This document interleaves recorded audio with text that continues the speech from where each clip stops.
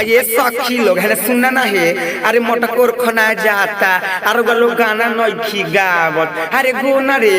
हई तो जब से पूजवा के बियाह भइल बा न तब से गाना गाना ये बंद कर देले बिया। अरे गोना रे सखी गोना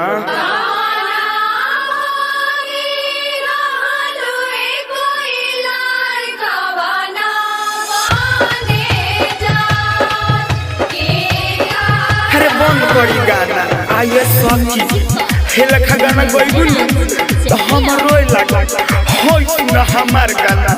कहवा के पियर माटी कहाँ के गोदार हो, कहवा के पियर माटी कहाँ के गोदार हो, कहवा के साथ सुहागिन मट्टी कोरे जास हो, कहवा के साथ सुहागिन मट्टी कोरे जास हो, कहवा के साथ सुहागिन मोतिहारी के पियर माटी ढाका के गोदार हो, शिवहर के पियर माटी ढाका के गोदार हो, पिपरा के साथ सुहागिन मट्टी कोरे जास हो, बेटिया के साथ सुहागिन मट्टी कोरे जास हो, फेनहार के साथ सुहागिन। अरे गावन सा गाना हम बीच बीच में गाना गा देला क्या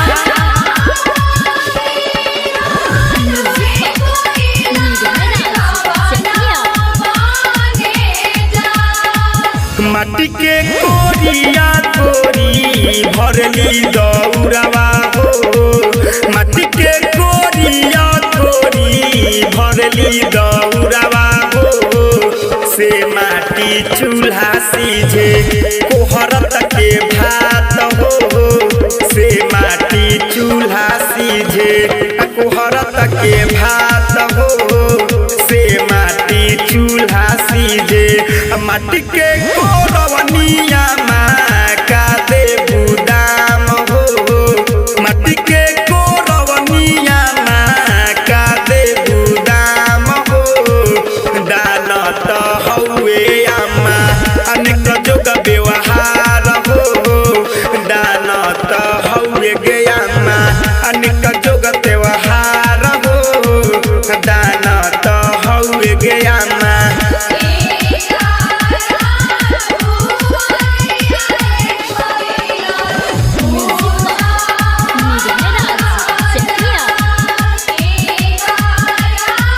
तोहरा के देबोग बेटी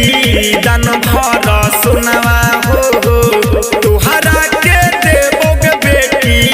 दान भर सुनवा हो, पहुना के देबोग बेटी चढ़नी के घोड़ावा हो,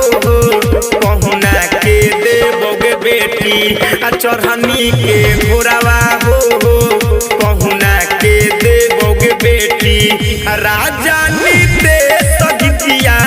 खूबे सुनावे हो, विकसबा वाली सती सगीतिया बनावे हो,